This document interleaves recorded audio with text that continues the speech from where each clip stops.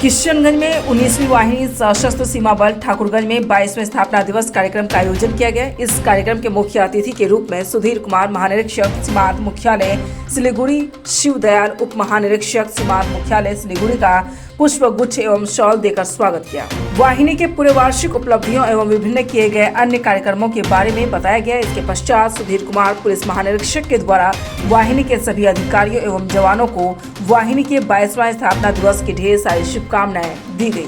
इसके बाद वाहिनी के परिवार एवं बच्चों के द्वारा रंगारंग कार्यक्रम किए गए और सीमांत मुख्यालय सिलीगुड़ी से आए हुए राज बैंड द्वारा उत्तम प्रदर्शन भी किया गया, जिसमें उन्होंने कई प्रकार के गीत भी सुनाए। पूरे सभा को आनंदित भी किया।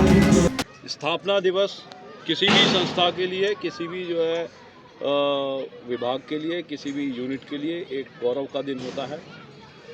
उस दिन कोई भी संस्था जिसका स्थापना दिवस मनाया जा रहा है वह अपने भूतकाल में किए हुए अच्छे कामों को याद करके अपने आप को जो है गौरवान्वित महसूस करती है। साथ ही साथ अपने आप को भविष्य के लिए और अपने उद्देश्यों की प्राप्ति के लिए पुनः समर्पित करती है।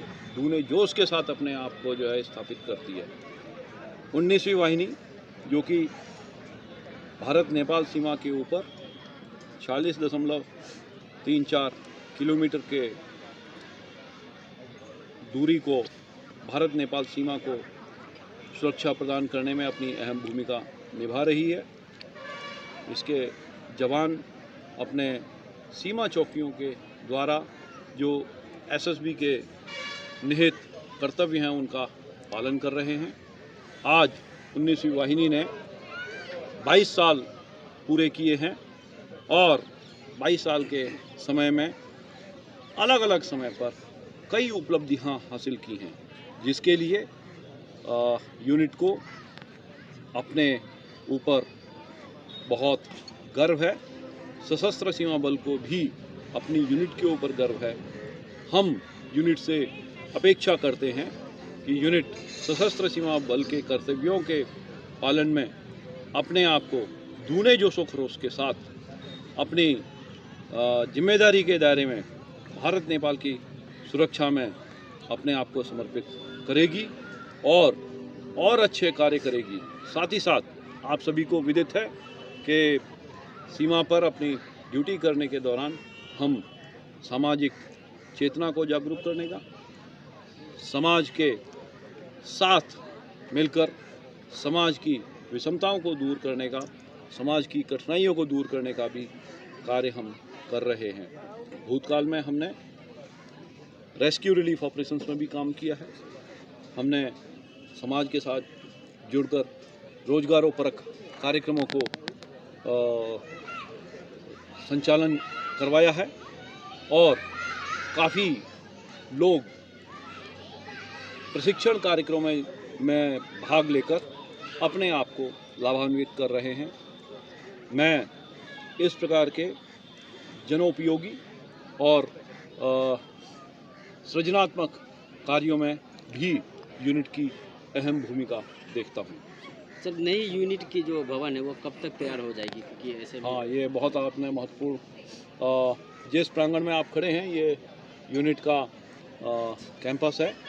अभी इसका जो प्रारूप है, जो इसका डिजिटल लेआउट है वो तैयार होकर के बल मुख्यालय के द्वारा मिनिस्ट्री को गया हुआ है।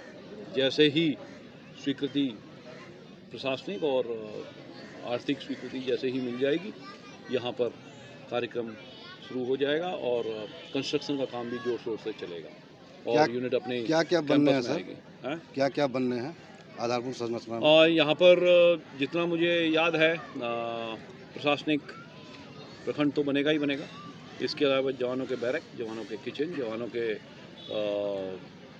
यूटिलिटीज़ जैसे कि बाथरूम, टॉयलेट्स वगैरह के अलावा फैमिली क्वार्टर्स, एमआई रूम इत्यादि बनेंगे। यहाँ पर मैं आपके समक्ष प्रस्तुत करता हूँ कि अभी हाल में ही सशस्त्र सीमा बल के चिकित्सकों को आदेश हैं कि वह अन्य चिकित्सकों की तरह ओपीडी जो है करेंगे और साथ ही साथ जो यूनिट का जो चिकित्सालय बन के आएगा, 10 बेडेड हॉस्पिटल होगा, वह भी जनता के उपयोग के लिए अपने सीमित साधनों में खुलेगा। और हम उम्मीद करते हैं कि जनता उससे लाभान्वित होगी।